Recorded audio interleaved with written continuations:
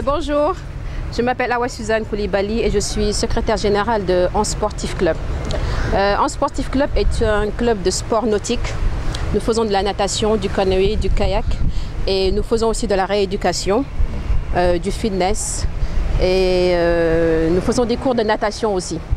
On pourrait savoir la raison qui nous réunit ici aujourd'hui. Donc c'était par rapport à nos athlètes. Nous avons des athlètes qui sont dans le canoë-kayak et qui devraient normalement préparer les JO de 2021 au Tokyo.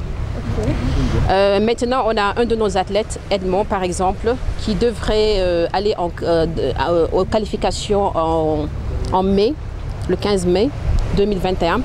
Mais on nous informe qu'il y avait une compétition en Algérie il y a 1 ou 2 mois auquel la fédération ne l'avait pas convié. Il n'est pas allé à cette qualification parce que la fédération n'a pas réagi. Donc ça nous a un peu choqués parce que nous avons des athlètes qui ont quand même du talent et ce n'est pas le seul. Lui, c'est un athlète de paracanoë. Le paracanoë, c'est du canoë, du kayak que font les handicapés. Mais on en a d'autres. On a d'autres jeunes qui sont là et qui sont quand même bien entraînés. Parce qu'il faut le dire, le Hans Sportif Club est le seul club à Dakar qui continue à s'entraîner jusqu'à présent. Parce que depuis le corona, depuis 2020, les autres clubs ont arrêté de s'entraîner. Donc nous sommes les seuls. En quoi notre participation en Algérie impacte celle des JOJ de 2021 au Tokyo?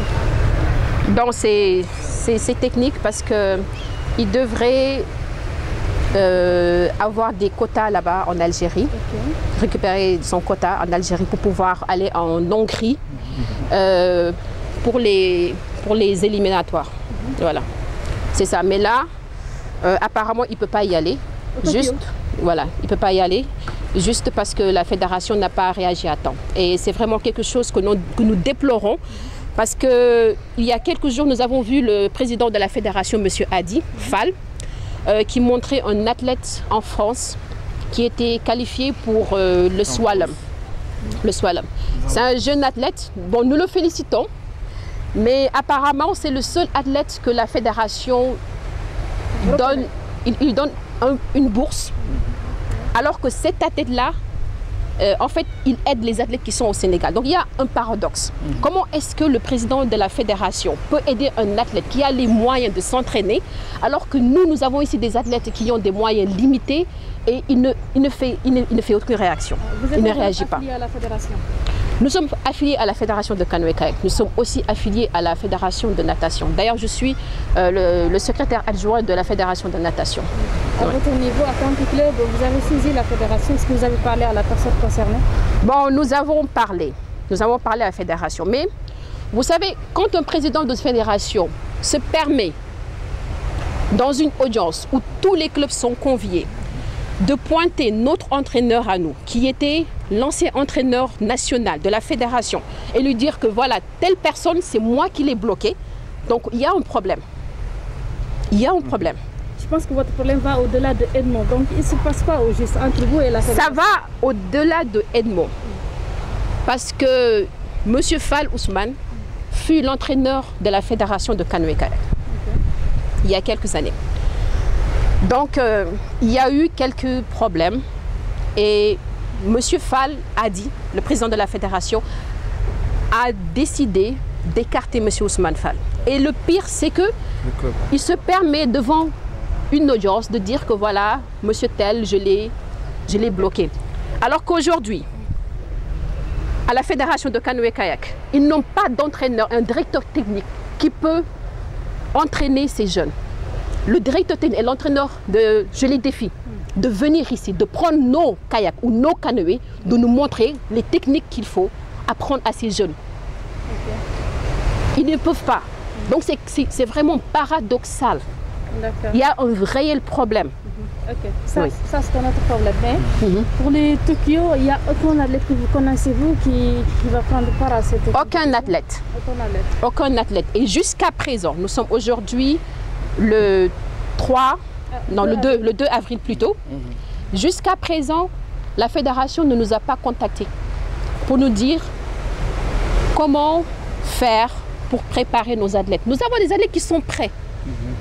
Mais la fédération est le tampon entre les clubs et le ministère. La fédération est le tampon entre les clubs et le CNOS, le comité olympique. Parce qu'un club ne peut pas se lever et prendre ses athlètes et aller les amener à des compétitions et autres. Sinon, on aurait cherché nos propres moyens pour amener nos athlètes. Mais on ne peut pas. Il faut quand même que la fédération nous respecte. Il faut qu'ils nous écoutent. À votre niveau, vous comptez faire quoi pour y remédier?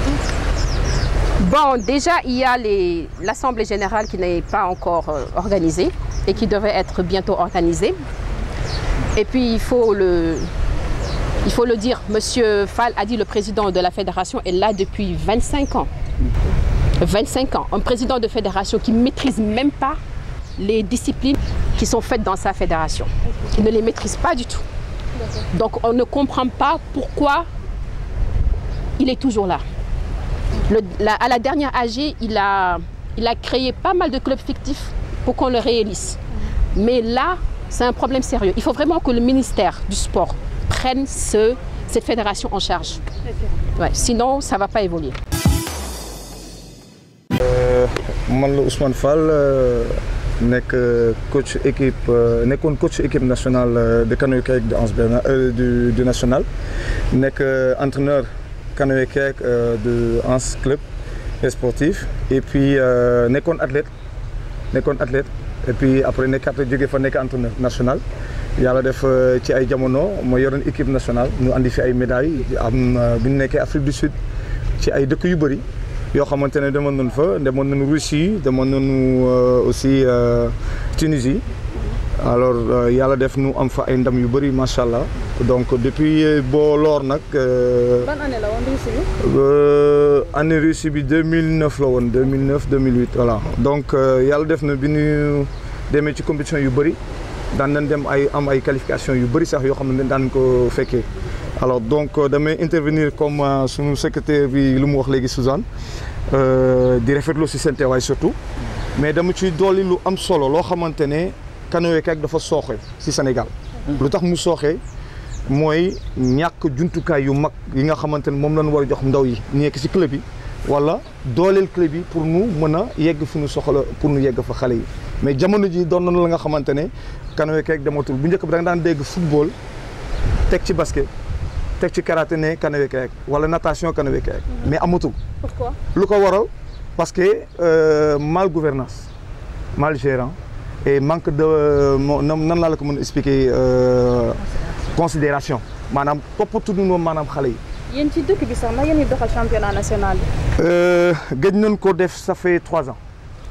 Depuis 3 ans championnat. Depuis championnat avant Covid bi gëj nañ def championnat national ci boppam. 3 ans. 3 ans. ok bu ngeen defee championnat lu ngeen demee international. waaw au fait dañ daan jékki-jékki rek jël ay nit maanaam mooy choisir c'était le président c'était le trésorier c'était tout moom mooy choisir ay nitam diw jël leen nangam jël leen yóbbu mais bu njëkk ba ñun bu may nekk athlète avant may nekk sax entraîneur dañ daan def présélection après sélection tàggat xale yi préparer leen 1 mois boo xam ne da leen di dimbali pour nu mën a jànkonte li nga xam ne mooy championnat d'Afrique yi wala qualification yi nga xam ne ay championnat Jeux africains la pour mën a am ay qualification mondiale pour mën a teewee foofu représenter suñu réew. Malheureusement nag ñuy dem adduna di dem ba à la fin gisatuñu maanaam yëgatuñu maanaam boo xoolee xale yi di daw ci gaal yi lan moo tax xale yi di daw ci gaal yi dañuy gis ku mun fee mun kayak dem ba à la fin gisatul boppam mu jël gaal yi. damay dem Espagne pour uti ji club lu ko waral sunu fédération yi noo liggéeyul bu nu liggéeyoon kon xale yooyu dina am lu nu jàpp tey bu ñu demee bay ne xale yi sport bi war mënu leen jox xëy mais sport bi moo leen di jox xëy président buy wax loolu kon gisul avenir u xale yi. seen club bi am na ay jeunes yu ngeen di tàggat. macha allah bëri na fi. d'accord wax dëgg yàlla xale yi tey comme li ko Suzanne waxee sànq aw Suzanne benn club bi moo fi nekk boo xamante ne actuellement mooy liggéey ci jamono yi depuis ça fait 3 ans yoo xamante ne dematul mais ba léegi ñu ngi continuer di liggéey. seen bopp ngeen xam wala da ngeen xamul ñeneen. non parce que dañuy jokkante ak ñoom si leen bopp fi leen daan entraîner man maa leen daan yore. bi mooy club bi ñu reconnaître xanaa. bon en fait club bi day la nga xamante ne dafa lijjanti ay kayitam ba am ko c'est une association qui nga xamante ne association bu normal la nga xam ne am na ay kayitam lépp muy côté natation côté canoë-kayak alors donc boo xoolee ci la cadre bi nga xamante ne moom mooy dimbale xale yi pour ñu gis seen bopp ëllëg amatuñu ko. lu tax amatuñu ko parce que dañ dem ba à la fin xale yi seen parents yi noo dul bàyyiti sax xale yi léegi ñu dem di def sport boobu. parce que je vais vous dire bu ñu demee bay gis ne manque de considération am na ci xale yi mais parent bu ci nekk ñaan nga sa yàlla sa doom réussir ci sport bu muy def. léegi situation Edmo bi nan nga koy jugé yow. waaw damay ñëwaat ci Edmo mais dama daan dolli tuuti rek ci benn affaire bu am solo li nga xamante ne il faut que nit ñi xam ko ministère des sports xam ko c'est important mooy jamono ji boo xoolee yeneen dëkk yi muy yeneen dëkk yi ñu wër Afrique ñun ñu ngi nekkoon 3e position ba laaloon sax 2e position mais léegi ñu ngi 8e position sax laay wax lu ko waral. ndox baa ngi fi jeunes yaa ngi fi bëgg nañ ko mais xale yi boo leen puusulee jàppaloo leen motivé woo leen amoo leen loo xam ne moom nga leen di motiver pour nu mën a réussir ci loolu mais duñ dem. alors donc damay ñëwaat ci Edmo day loo nga xamante ne du ma ne mën na am ko mel ni Edmo mais dina rare dina jafe parce que tey day gi nga xamante ne dafa bàyyi léppam accident dab ko tey mu bàyyi léppam ñëw concentré ci li nga xamante mooy canoë-kayak mu nekkoon militaire tey yàlla def tey ndogal fekk ko ci li nga xam ne moom la am tey nii mu téy ci sport bi bañ ko ŋànk bañ ko bàyyi téy ko tey ba mu yegg fi mu war a yegg tey nekk double champion d'Afrique kon tey kii bu demee bay dem Europe mu am problème lan mooy problème am tànk bi nga xamante ne moom la amuloon appui mu ne non il faut ma dem uti ko parce que mënu ma ko amee fii moo tax ñu may raw ci lim nay gagné kon kooku buñ ko jàppul kon moo koy jàppale ku nekk da nga koy xoole sa bopp man da nga koy xoole sama bopp à tout moment man amul fu ma ànd ak moom parce que ci man la commencé macha allah mais mu doon koo xam sama confidence am la léppam la mais tey ku mel ni Edmo ak Khadim Boy bi nga xam ne muy gore duñ ko fàtte mukk ñooñu dañ fi yàgg andi ay médaille d'or waxuma la ay médaille d'argent médaille d'or kon ñooñu tey waxuma la sax ñu war leen recevoir président war leen recevoir dañ leen war a jox seen gëdd gi lan la mooy ñu jox leen ci conditions yi nga xam ne dinañ ko nekk ba nga xamante ne ñoom seen wàllu bopp keneen ku leen gis dana leen naw bëgg a def ni sport bi wala ku ci gis dina gis doomam ne kaay dem defi sport bi mën nga ci am avenir ëllëg mais ñoom tey bu ñu demee ba tey gisuñu loolu amuñu ku leen tàllal loxo parce que deme ngeen gis Baldé recevoir leen mais kooku c'est une première mais dañ koy rafetlu dafa rafet mais tey bu ñu nekkee toog nañ tey ba nga xamante ne ñoom ñi nga xam ne noo ŋànk fédération bi woowuñu ñooñu muy ñoom Edmo ñoom Khadim renforcer waat canoë-kayak bi mais dafa sooxe dematul. d'accord nañu waxante dëgg. merci. alors donc man loolu laa daamoon lu ñu ñaan et puis nañu xoolaat ci championnat yi ñuy jëm parce que tey actuellement am na possibilité muy Edmo muy Khadim mën na réussir ëllëg c'est important. voilà c'est bon. jërëjëf. man maa ngi tudd Awa Thiam man maay chargé communication 11 club bi. d'accord. donc voilà may sama ndaataangoo yi wax nañ ba pare donc may nuyu ñëpp d'abord donc di kontaan seen teewaay fii man sama wax dama koy wax directement au ministre des sports parce que itam xëy na tey ñu mënuñu am egg ci moom mënuñu yegg ci moom am na ka nga xam ne moo dox suñu diggante muy président fédération bi muy Adi te soo xoolee tey xale yi bëgg nañu am luñ ci jàpp bëgg nañu am loo xam ne au moins nañ ko def ci cadre sport yeneen ak yeneen te soo xoolee ñu ngi daan par exemple ay jeunesse emploi ak yeneen xale yi ñu wutal leen occupation te liñ ci mën a wax mooy xale yu bari bëgg nañu canoë-kayak bi mais su fekkee ne da ngay def benn affaire mooy comme par exemple comme canoë ak yeneen te gisul ci sa bopp wala da nga koy def juste après doo yegg fenn taxul kenn di ko def ndax soo xoolee tey club bi bari na ay médailles yoo xam ne jël na ko yaa ngi de au niveau national comme international donc même am na année boo xamee ni comme ni ñu koy waxee toujours ak kii Edmo demoon nañ ba nga xamee ñun ñoo naroon presque nekk dañ naan champion du monde mais li ko nar a indi mooy peut-être affaire prothèse donc bu nekk loo xam ne dañ koy ñaawlu suñu demee ba nga xamee ni ñun suñu canoë yi ñu am xam nga depuis kañ la fi nekk depuis 2005 imaginez jox nañu fi ay 300 canoë yoo xamee ni waa ji da ko ngemb yóbbu ko Saint-Louis ñan la ko jox xamuñu ko xam nga muy loo xam ne dañ koy ñaawlu dégg nañ fi nag en 2016 ay visa yoo xam ne dañ ko doon jaay à 3 millions yoo xam ne ay visa at lañu moo def xaw ma deful donc là c'est vraiment des choses yoo xam ne c'est à condamner. mais xam nga ne li affaire privée la bu ngeen xaarul fédération bi bu leen joxul yéen à votre niveau yéen a war a chercher ji ay partenaires n'est-ce pas. waaw mais xam nga ñu dañuy chercher ay partenaires mais am na la nga xam ne suñu ko defee pour club yëpp la nekkul pour moom képp koo xam ne da ngay compétir war nañ mais su fekkee tey dañu am fi ñaata club moo am à Dakar benn ñaata club moo am à Saint-Louis donc imagine 300 canoë ñu yóbbu ko à Saint-Louis kan moo ci kii boobu ba léegi ñu depuis 3 ans compétition amul dara amul yaay xool kala neex yow neex nga ma neexuma la ke ma neex laay yóbbu loolu du wax su amee des problèmes personnels avec gis nga dama naan njiit da ngay mat njiit aussi problème personnel waxul influer sa liggéey bi ngay liggéey il faut le dire mën naa am problème ak moom mën naa am problème ak Ousmane ci loo xamante xam naa suñu ko waxoon sax moom je me dis nekkul ci dëgg donc il faut le dire voilà man loolu laay wax dégg nga donc mën naa am problème Ousmane mais taxul tey ci liggéey lu tax ñu teg ko fa ba jël ko kii wagul tax tey muy sànq yenn club yi jël ay nitu boppam xam nga malhonnête passé wul tey ngay jël yeneen club ay faux club yoo xam yaa ko defa pour jéem leen affilier pour jéem yow suñu kii waatee defaatee ay kii AG nga faluwaat dem na ba un instant d'après ci lu ñu dégg dafa demoon pour jéem a changer waat bureau bi waa ministère ne ko loolu mënul nekk tant que defoo AG xam nga parce que itam liñ daan monarchie amu fi mais itam ci biir Kanoë itam monarchie amu fi xam nga donc moom kese moomu fi def na tële na pendant 25 ans na may jeunes yi jël seen place def naa loolu jeunesse yëpp di kaas xam nga te maguy bi dafa bëgg nag dama bëgg nag ministre jël ses responsabilités là-dessus parce qu'il faut le dire te itam may profité waale di ñaanaale monsieur le président Macky Sall suñu plage bi nañ ñu ko sàmmal ndax moom la ñu am parce que ça aussi il faut le dire parce que gis nañu problème yi fi am yëpp nañ fi la ñuy entraîné fi la ñu amee médaille yi ñu fi am fi la ñuy jàppale yenn jeunes yi même su dul dara sax am na ñi nga xamante tey jii am nañu ay problème mu santé fi la ñuy def seen rééducation tey koo ne tey foo jàngee nage foo jàngee fee ñun la ans ku la jànga ñu la Ousmane wala ñeneen ñi fi nekk xam nga muy loo xam ne dañ koy rafetlu ñoo xam ne dañu amoon ay problème mu tànk ak yeneen xam nga donc ñun daal li ñuy wax mooy lan aadi nañu dimbali ngir yàlla xam nga am na lu gën a grave jeu kii day am international mooy olympique mooy yooyu ay institut yeneen ak yeneen xam nga fan lay au début am na année boo xam ne gars yi ci xam fu ñu fanaan ci óolu hôtel yi ndax seen ci Russie